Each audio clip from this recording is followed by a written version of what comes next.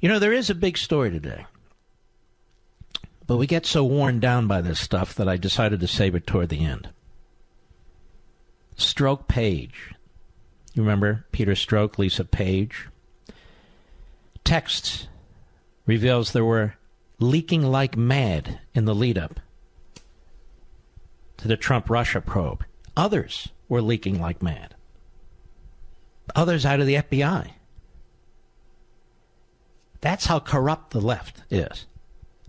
Corrupted the upper echelons of the FBI, corrupted the upper echelons of the intelligence agencies, corrupted the upper echelons of the State Department, corrupted the upper echelons of the entire federal project. From Brooke Singman, new text messages between ex-FBI employees Peter Strzok and Lisa Page reveal others were, quote, leaking like mad, unquote, in the run-up to the Trump-Russia collusion probe, according to new communications between the former lovers obtained exclusively by Fox News. Imagine if we had a special counsel here. Be a lot easier to get the information. Jeff Sessions could appoint a special counsel. Rod Rosenstein could appoint a special counsel, but they won't. Got some guy in Utah that we've never heard from since. Hey, I'm going to appoint the guy in Utah, the U.S. attorney, to investigate this. Good. I hope he gets around to it in 5 or 6 years.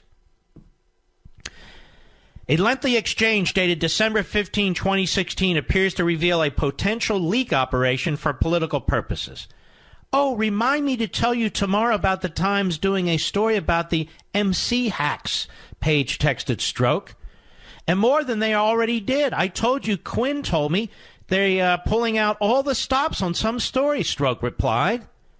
A source told Fox News Quinn could be referring to Richard Quinn, who serves as the chief of the media and investigative publicity section in the Office of Public Affairs. Quinn could not be reached for comment. Strzok again replied, think our sisters have begun leaking like mad, scorned and worried, and political, they're kicking into overdrive. In one passage, Strzok apparently misreads a reference to MC as MC, and then, realizing his error, blames old man eyes. It is unclear at this point to whom Strzok was referring when he used the term sisters. Think our sisters have begun leaking like mad, scorned and worried, and political, they're kicking into overdrive.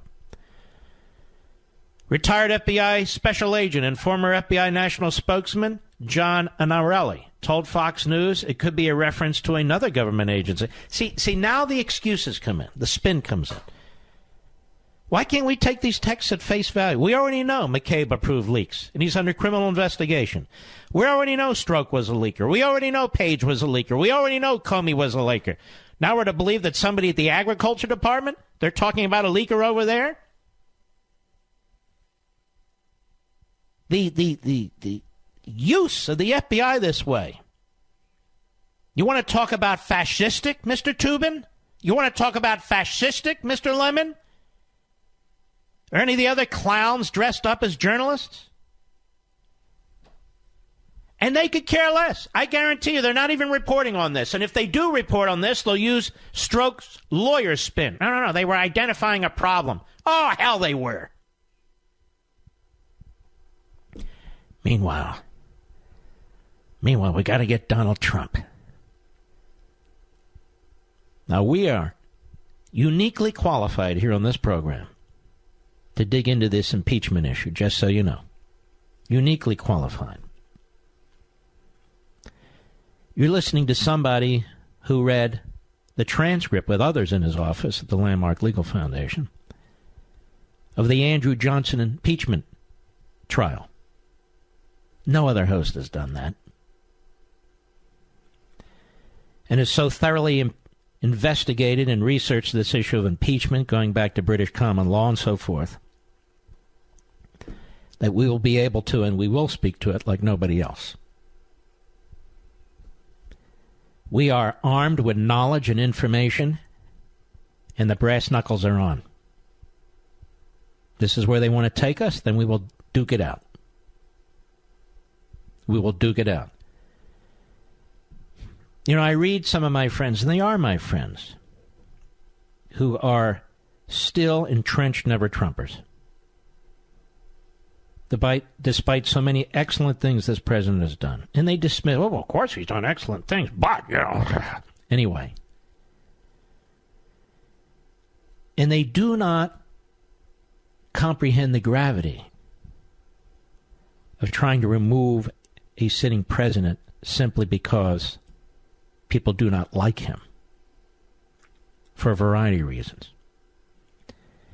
They do not appreciate the gravity of reversing the course of an election in this way and the searing and lasting damage that will do to a republic. They write their books, they write their columns, they put their posts up. Some of my buddies at National Review and some at other places. And I read them. Not all of them. And from time to time. But they don't get it. They'll tell us that society is crumbling. In many ways it is. They'll tell us that the progressives have won. In many ways they have. And yet, when it comes to a choice, when it comes to a situation like the one we face today, they have difficulty actually taking sides. And it does matter. It does matter. You don't have to agree with this president all the time. I don't even think family members agree with him all the time. And he may change his mind from time to time. That's not the point. I'll be right back.